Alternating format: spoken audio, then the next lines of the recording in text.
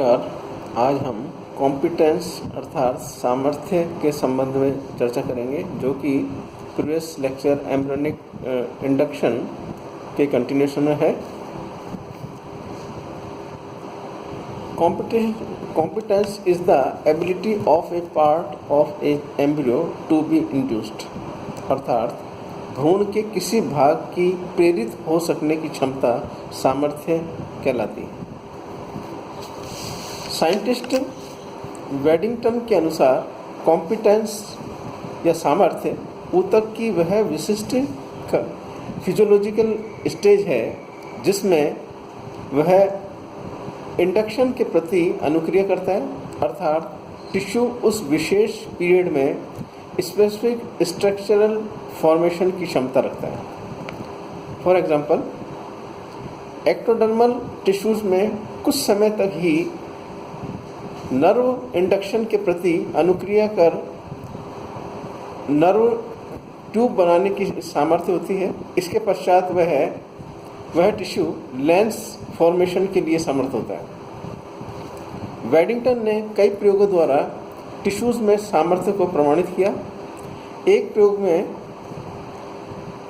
Blastula से न्यूरोला तक की एक्टोडर्म का प्रतिरूपण दूसरे एम्ब्रियो में किया गया और सभी अवस्थाओं में यह देखा गया कि एक्टोडर्म में क्रमिक तंत्रिका ऊतक के निर्माण की सामर्थ्य का ह्रास होता जाता है, यह कमी होती जाती है। अधिक उम्र के एम्ब्रियो में एक्टोडर्म इंडक्शन एक्टिविटी के प्रति अनुक्रिया कर कार्डोमीसोडर्म का निर्माण करता है। जब एक्टोडर्म का प्रतिरूपण लेट स्टेजेस में किया जाता है तो यह सिर्फ एपिडर्मिस का निर्माण करता है एवं किसी अन्य संरचना का निर्माण नहीं करता। वेडिंगटन ने अन्य प्रयोग में ये देखा कि परिवर्तन के दौरान लेट गैस्ट्रुलर अवस्था में के सामर्थ्य में ह्रास होता है। एजिंग के साथ बढ़ती उम्र के साथ टिश्यू की एक प्रकार के प्रेरण की सामर्थ्य में ह्रास होता जाता है। प्रयोग के दौरान देखा गया कि एक्टोडर्म ऊतक तंत्रिका ऊतक के निर्माण की सामर्थ्य खो देता है, परंतु eye lens, auditory vesicles and nasal plate के इंडक्शन के प्रति अनुक्रिया करता है। ये सब्सिक्वेंट कॉम्पिटेंस की अवस्थाएं सिंक्रोनाइज्ड होती हैं क्योंकि प्राइमरी एंड सेकेंडरी इंड्यूसर्स द्वारा नियंत्रित होती हैं।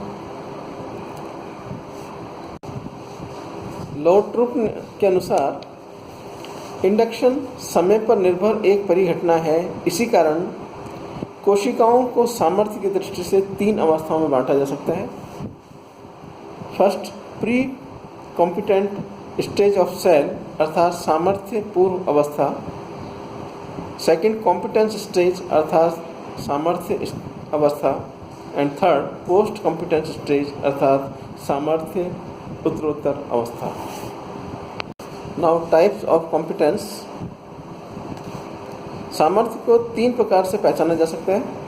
फर्स्ट, सेल स्पेसिफिक कॉम्पिटेंस अर्थात कोशिका विशिष्ट पदार्थ।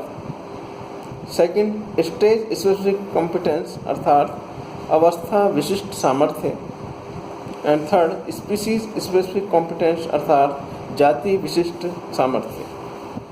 फर्स्ट इज, जब विशिष्ट कोशिका ही एक प्रेरक संकेत के प्रति अनुक्रिया दिखाए, बाकी अन्य कोशिकाएं इस प्रकार की अनुक्रिया नहीं दिखाएं, तो उसे कोशिका विशिष्ट सामर्थ्य या सेल स्पेसिफिक कॉम्पिटेंस कहते हैं। सेकंड, जब प्रेरक किसी समय विशिष्ट या एक विशिष्ट भ्रूणीय अवस्था में प्रकट हो तो उस अवस्था को विशिष्ट सामर्थ्य कहते हैं। थर्ड, जब एक जाति विशेष की विशेषताएं प्रेरक संकेत के प्रति क्रिया कर दर्शाती हैं तो इसे जाति विशिष्ट सामर्थ्य या स्पीसीज स्पेसिफिक कॉम्पिटेंस के नाम से जाना। Now molecular basis of competence. Early cleavage and blastula में कॉम्पिटेंस की क्षमता नहीं पाई जाती। कॉम्पिटेंस की क्षमता केवल गैस्ट्रुला अवस्था में पाई जाती है। राइबोसोमल आरएनए का ट्रांसक्रिप्शन गैस्ट्रुलेशन के दौरान होता है। यद्यपि ट्रांसफर आरएनए का ट्रांसक्रिप्शन लेट क्लीवेज के प्रारंभ होने से कुछ पूर्व ही प्रारंभ हो जाता है, किंतु ब्राउन के अनुसार मैसेंजर आरएनए का ट्रांसक्रिप्शन गैस्ट्रुलेशन के प्रारंभ होने से थोड़ा पहले होता है। अर्थात कॉम्पिटेंस व आरएनए के ट्रांसक्रिप्शन के प्रारंभ होने में समान नज़दीकी पाई जाती हैं। सामर्थ्य या कॉम्पिटेंस डेवलपिंग एम्ब्रियो के टिश्यूज की वह सक्रिय अवस्था है जिसके दौरान एम्ब्रियो प्रभावित प्रेरण के प्रति अनुक्रिया करता है एवं यह अनुक्रिया समय समय पर विभिन्न प्रेरकों के द्वारा नियंत्रित होती है। देन सिग्निफिकेंस ऑफ कॉम्पिटेंस, सामर्थ्य का महत्व। समयबद्ध सामर्थ्य भ्रूण के सामान्य रूप से परिवर्धित करने में सहायता प्रदान करती है। भ्रूण की वृद्धि व विभेदन के लिए इंडक्शन एंड कॉम्पिटेंस में पारस्परिक क्रिया का सही समय पर होना अत्यंत आवश्यक है।